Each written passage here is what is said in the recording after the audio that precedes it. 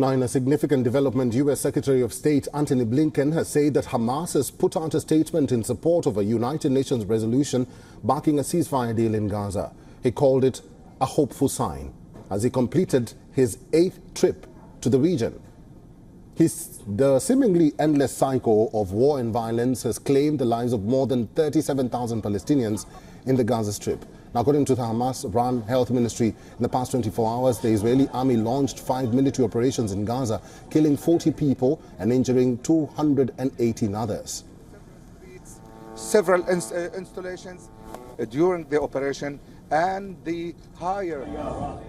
Not even the people taking refuge on central Gaza's Al-Zawadiyah beach were spared.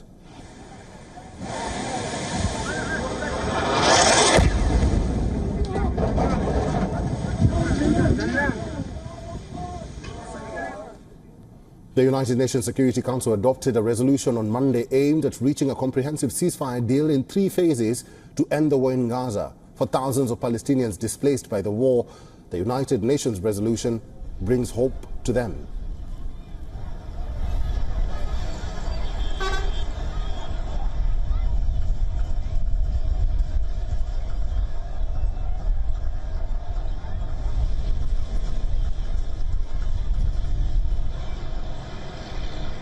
احنا نتأمل من وزير الخارجية بلينكن إنه يضغط. We hope the US Secretary of State Antony Blinken puts pressure on the Israeli side for a ceasefire because all the Americans' support goes to Israel. Where are all these weapons and missiles coming from?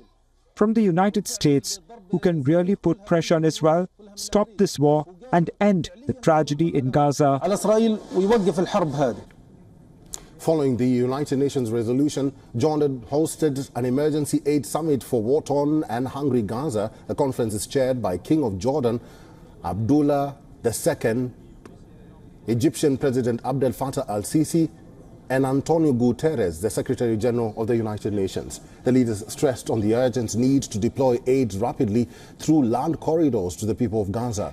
Attending the Jordan meeting, U.S. Secretary of State Antony Blinken announced $404 million in new U.S. assistance for the Palestinians, while stating that Israeli Prime Minister Benjamin Netanyahu had reaffirmed his commitment to a Gaza ceasefire proposal during their meeting in Jerusalem. The United States has for decades been the largest single-country provider of assistance for Palestinians. Today, I'm announcing an additional $404 million in new aid to Palestinians, in addition to the more than $1.8 billion in development, economic, and humanitarian aid that the United States has provided since 2021. And as Gaza crumbles, a medical student in the enclave played music on rooftops about the war, putting forth a message and critical questions on when will the international community move to defend them, and if world leaders can hear their voices or not.